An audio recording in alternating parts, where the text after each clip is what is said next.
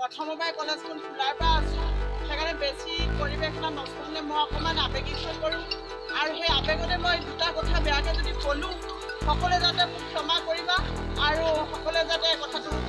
উঠাই ল'বা কাৰণ তাকে কৈ মই তোমালোকৰ ওচৰত ক্ষমা খুজিছোঁ সকলোৰে ওচৰত তাক ক'লোঁ তেওঁলোকৰ ওচৰত ক্ষমা খুজিছোঁ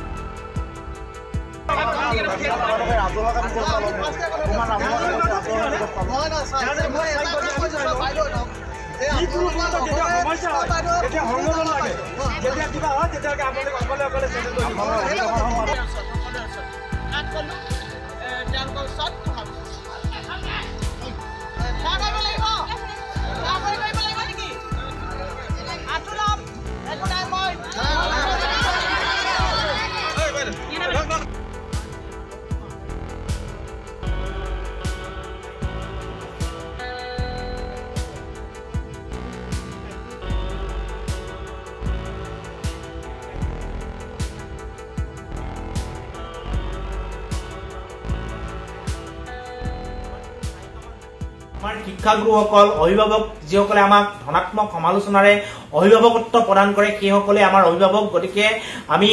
সমগ্ৰ শিক্ষক সমাজৰ ওচৰত আমি ক্ষমা প্ৰাৰ্থনা বিচাৰিছো যদি আপোনালোকে মনত আঘাত পাইছে কাৰণ এগৰাকী ছাত্ৰ কৰ্মীয়ে কৰা এটা কাম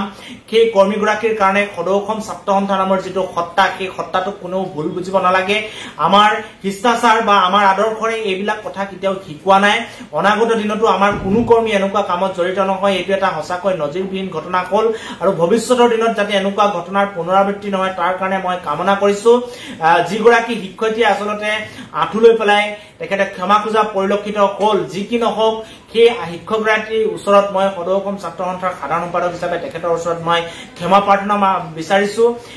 ছাত্ৰ সন্থাৰ এগৰাকী কৰ্মী উপস্থিত আছিল তাত ইতিমধ্যে বহিষ্কাৰ কৰা হৈছে আৰু কোনো কাৰণত যাতে শিক্ষয়িত্ৰীগৰাকীয়ে সদৌ অসম ছাত্ৰ সন্থা নামৰ এই সত্তাটোক যাতে মনৰ পৰা যাতে বেয়া পাই নাথাকে তাৰ কাৰণে মই আহ্বান জনাইছো আৰু গোটেই মূল বিষয়টো যিটো আছিল ফিজ লৈ পেলাই আচলতে মাচুল বৃদ্ধিক লৈ গোটেই প্ৰক্ৰিয়াটো হৈছিল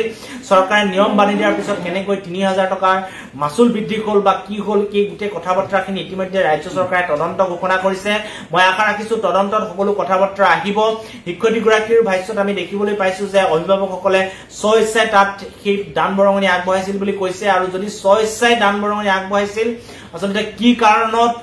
৩০০০ টকাটোৰ প্ৰতিবাদ কৰিব লগা হ'ল ছাত্ৰ ছাত্ৰীয়ে সেই গোটেই কথা বতৰাবিলাক তদন্ত কৰিলে তদন্তৰ পোহৰলৈ আহিব আৰু সমগ্ৰ তদন্ত প্ৰক্ৰিয়াটোত আমি ছাত্ৰ সন্থাই সহায় সহযোগিতা আগবঢ়াম আমাৰ সংবিধান অনুযায়ী আমি সমাজ বিৰোধী বা সংগঠনক হানি কৰিব পৰা কামত লিপ্ত হলে এগৰাকী কৰ্মীক আমি ব্যৱস্থা ল'ব পাৰো তেখেতৰ ওপৰত শাস্তিমূলক আৰু সেই সংবিধানৰ আধাৰত আমি এইগৰাকী ছাত্ৰ কৰ্মীৰ ওপৰত ব্যৱস্থা লৈছো তেখেতক সংগঠনৰ মজিয়াৰ পৰা বহিষ্কাৰ কৰিছো ইতিমধ্যে আৰু সদৌ অসম ছাত্ৰ সন্থাৰ সত্তাটোৱে কেতিয়াও শিক্ষকসকলক অপমান কৰা কাৰ্যত কেতিয়াও জড়িত নহয় কিয় অসমৰ সকলো শিক্ষকে জানে কাৰণ আমি শিক্ষকসকলক কিমান শ্ৰদ্ধা কৰো তেখেতসকলক কেনেকৈ আমি সন্মান কৰো সেই কথা বতৰাবিলাক জানে